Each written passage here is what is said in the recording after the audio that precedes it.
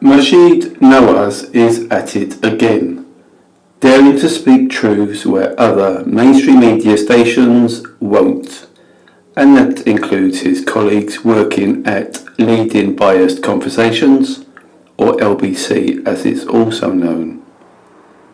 Instead of following the government's narrative on all things COVID, as MSM do, he challenges and asks questions others steer well clear of. Maajid is fair, highly articulate, intelligent, brave, and a welcome breath of fresh air in the foul stench of shit that is this government, with mainstream media appearing to collude in the insidious moves to a global agenda of control. Maajid has stated money as the prime motivator for Boris and his treacherous toffs to vaccinate the whole population, but he, more than most, knows about tyrannical governments and has alluded to our government's direction towards a form of tyranny.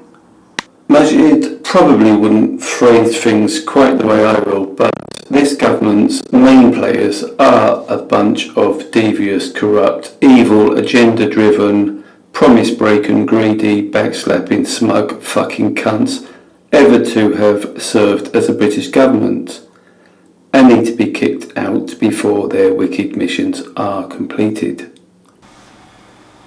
Coming from Israel, the most vaccinated country in the world. The article in Reuters reporting on the Oxford study, many of you would have heard of this Oxford study anyway, but still, from Thursday, August the 19th, 2021, published by Reuters, headlined, British study shows COVID-19 vaccine efficacy wanes under Delta.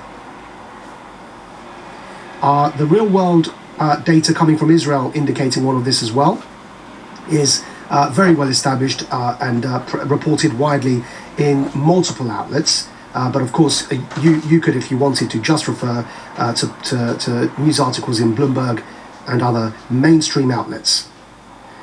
The fact that the vaccinated are more likely to become infected with Delta in the first place. If you go to Professor of Harvard Medical School, Martin Kulldorff's Twitter feed, he's a professor in Harvard Medical School of Disease Surveillance Methods, Infectious Disease Outbreaks, Vaccine Safety.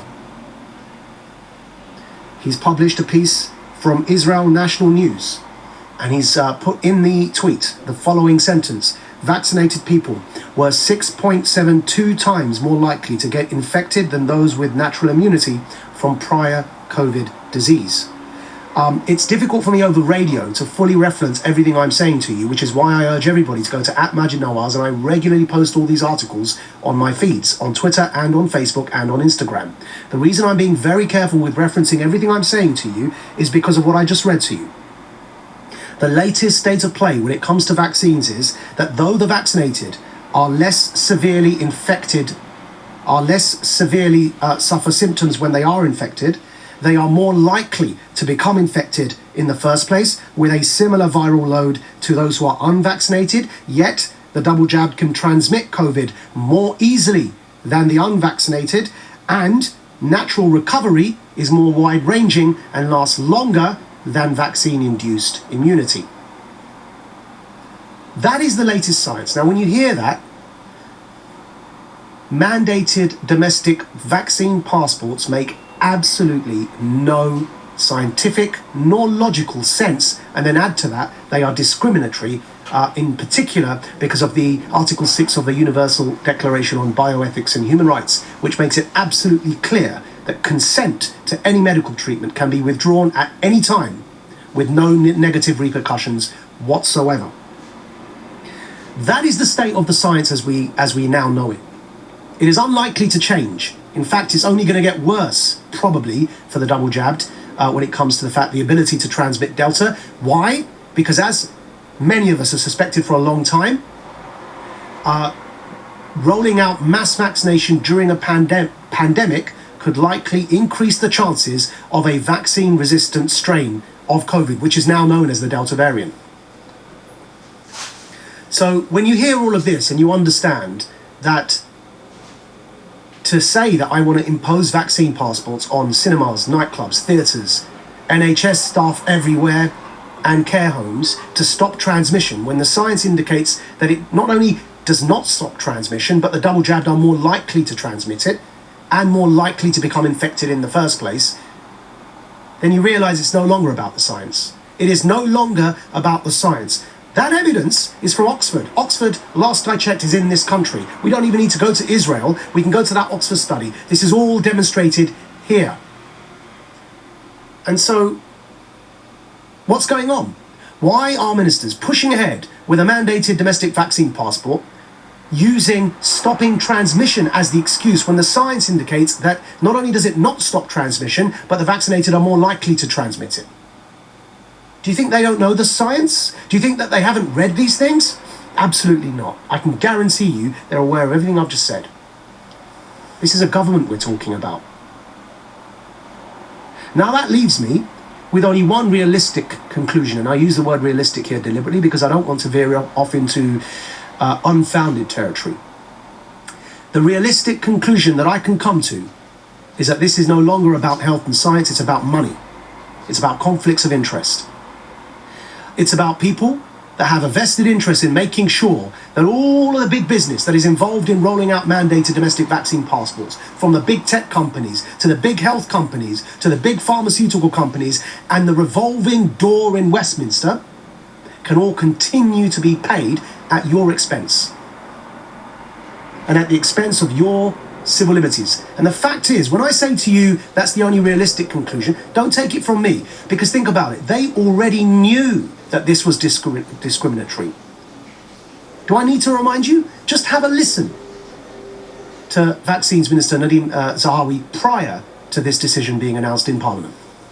No, we're not. And there are several reasons why we're not doing that. One, vaccines are not mandated in this country, as Boris Johnson's quite rightly reminded Parliament. That's not how we do things in the UK. We do them by consent. We yet don't know what the impact of vaccines on transmission is, and it would be discriminatory. Of course, you have the evidence that you've been vaccinated held by your GP, and if other countries require you to show proof of that evidence, then that is obviously up to those countries. But we've vaccinated, or we've given the first dose to 11.5 million people, and we have no plan of introducing a vaccine passport. He used the word discriminatory. That's his own words. They understand fully what they are doing because they themselves told us that that would be discriminatory. And yet here we are today with Nadhim Zahawi saying that potentially they will go ahead and vaccinate 12-year-olds, perhaps without your consent, parents. That's what's being said, as is being reported in the press today. Politics for All reports. I'll just read it for you. 12 to 15-year-olds will be able to override their parents' views on whether to have the COVID jab if they are deemed competent to do so, Nadhim Zahawi has said via Times Radio. So not only did you hear him there admit the vaccine passports being mandated would be discriminatory, now he's saying that he wants to roll them out. He's also saying that that they will extend this to all NHS care staff, and that they may not need your parental consent to jab your 12-year-olds. It started with just 2 weeks to stop the spread. Look where we have ended up. And imagine how long I've been saying to you, where is your red line? When will this stop? Absolute power. Power corrupts, and absolute power corrupts absolutely. And people thought I'd gone crazy when I used to say to you, I know what tyranny feels like. Please understand, I'm trying to defend you. And here we are. Now, do you think he's going to stop with all NHS staff? Then it will be all the catering companies and all the cleaners that provide the hospitals will have to be jabbed, which will mean the catering industry, hospitality and cleaning services will then start instituting mandatory jab policies for their staff because they can't afford to lose the government contracts. Then it will be all government offices, and then all contracts. Private companies that contract to any government office will not be able to afford to lose those government contracts, will mandate them for all their staff. And before we know it, you have a situation in this country where you're in a papers, please society. Is that the kind of country you want to live in? And it's why I keep saying resist. You're listening to Maajid Nawaz here on LBC for the regular weekend show, and the time is 1:09. Good afternoon, it's Maajid Nawaz here on LBC, and you heard earlier Nadhim Zahawi 6 months ago claiming that rolling out mandatory domestic vaccine passports is not how we do things in this country and that it would be discriminatory, in his own words. Yet This morning, my colleague Tom Sorbrick had him on LBC and asked him why he's U-turned on this promise, and this is what he said.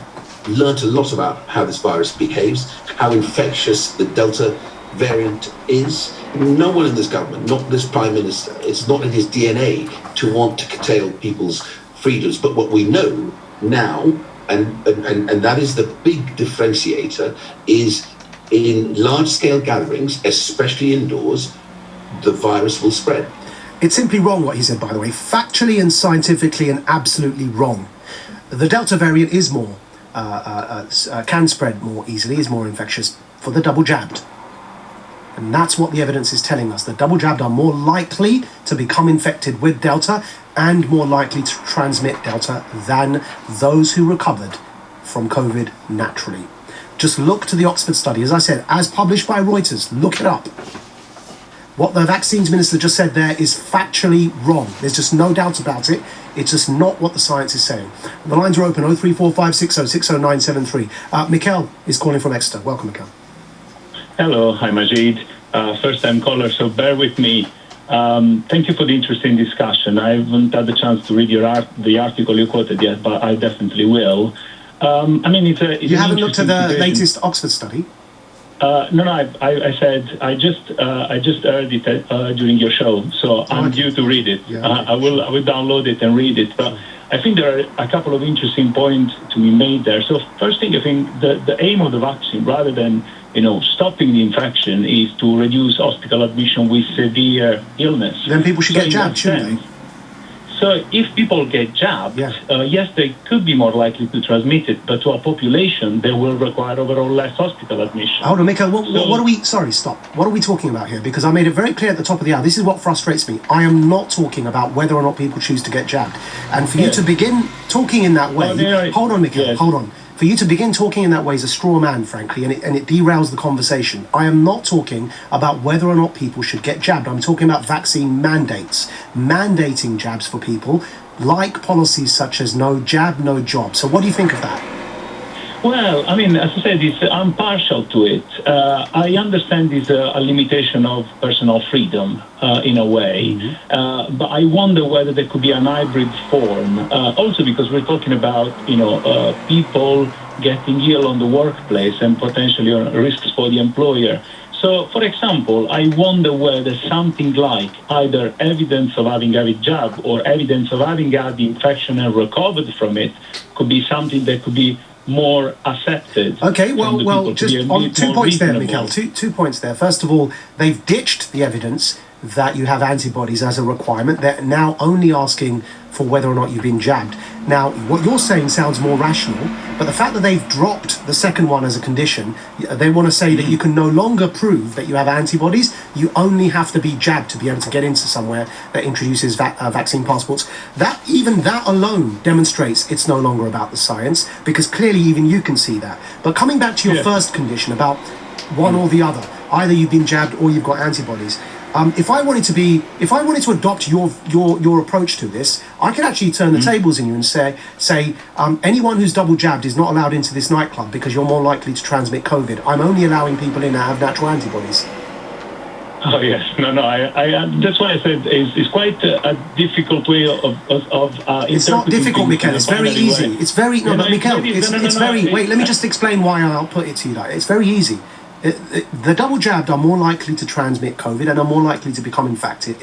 In other words, vaccine passports make no sense. Why can't you come to that conclusion? No. I think under that point of view, based on the science that you quoted, I said I haven't read it yet. I assure you, I'm not lying. What you're saying, I assure you, I'm not lying.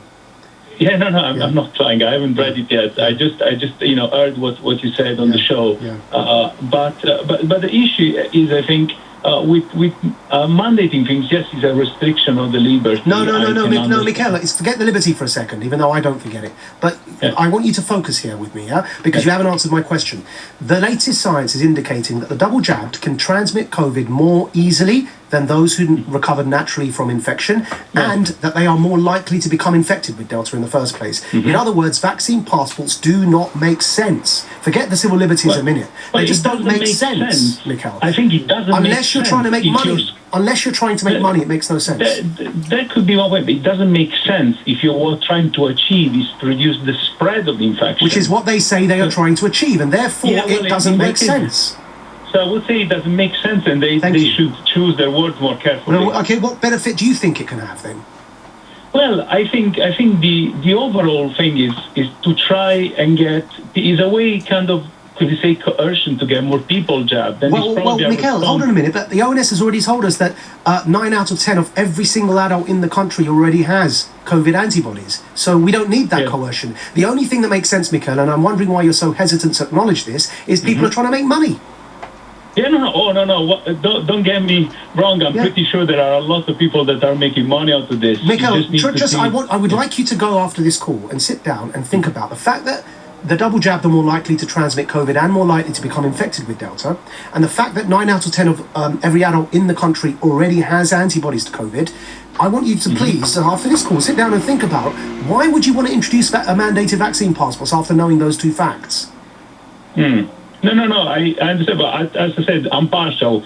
Obviously, I think the idea of I prefer people to be vaccinated if possible, but I haven't seen the results of a severe infection. But obviously, I'm partial to the idea of a passport because I think if you want to get people jabbed, you need to do it through using the right message and the science. Well, the science isn't on their side at the moment, and I don't think it will be going forward at all. And by the way, yes, you're concerned about people getting COVID. Don't worry, 9 out of 10 of adults in this country have antibodies, and therefore are more than likely to be okay. But thank you for calling, Mikhail. I would like you to think about that. Let's go to Nick from Romford. Welcome, Nick. Hi, Maajid. I read the Reuters article, and what that also said is that after 9 weeks after the second jab, it drops off a cliff, basically, down to 67% efficacy. It makes no sense what the government's doing. I spoke to you before. I live in a care home. I still don't know where I'm going to be in the next 8 weeks. There's a good chance I'm going to be in hospital. I believe they're rolling out to the NHS exactly the same as they're doing with the care homes. So it's not just the care staff, it's all the ancillary workers as well. So there'll be staff shortages because of these policies? Absolutely. And here's the thing as well, with the care homes shutting down, there's a good chance, or at least having limited supply, so they're reducing their residents, there's a good chance that people like me are going to end up in hospital.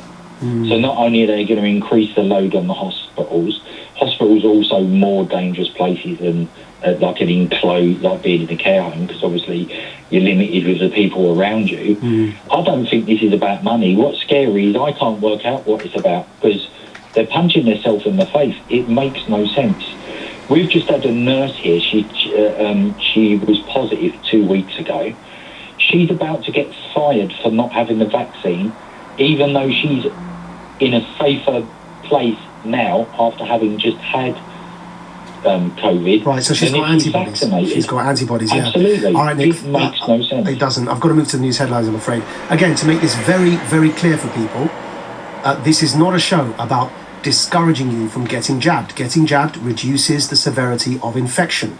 I am double jabbed. I am actually really frustrated at how many times I have to repeat that, but because people, for some reason, enjoy making this about Maajid the anti-vaxxer. I'm getting all these texts as I speak, because they don't like to actually have a conversation where they know they can't stand up their argument. So instead they prefer to straw man, to make it very clear. I am double jabbed, and I am telling everybody on this show that being vaccinated reduces the severity of infection, and I'm not asking you to go and catch COVID. I'm saying to you it's safer for you to reduce the severity of infection and be double jabbed, especially if you're vulnerable, right? What we're talking about is mandated vaccine passports. Mandated vaccine passports make no scientific sense, make no logical sense, and are discriminatory, which even the vaccines minister previously admitted before he U-turned on it. Mandated vaccine passports make no sense because the double jabbed are more likely to transmit the Delta variant and are more likely to become infected with the vaccine escaped Delta variant. That's the point I'm making, and therefore this is strictly about mandating vaccines. It makes no sense unless, realistically, without getting lost in the woods and conspiracy, realistically, unless you're trying to make money, unless there are conflicts of interest with big pharma, big PR firms, big tech companies that are going to roll all this out. Lots of people stand to make a lot of money, and of course we all know there's a revolving door when it comes to politicians, and those companies that they help, they hope to then end up getting board positions with after they leave office.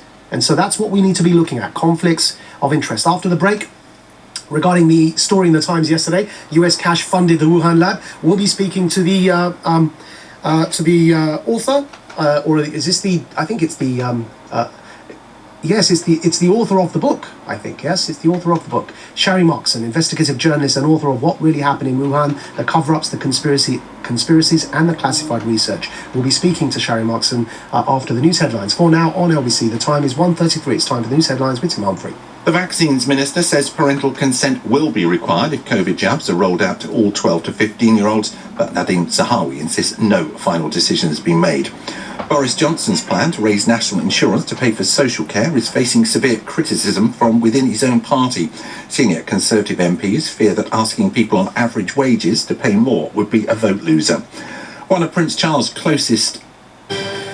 Good afternoon. Stay with us if you're interested in continuing this discussion around introducing or extending mandated vaccine passes for all NHS care staff, something that the Vaccines Minister Nadeem Zahawi, also, by the way, co-founder of polling company YouGov, keep that in mind when we talk about conflicts of interest going forward.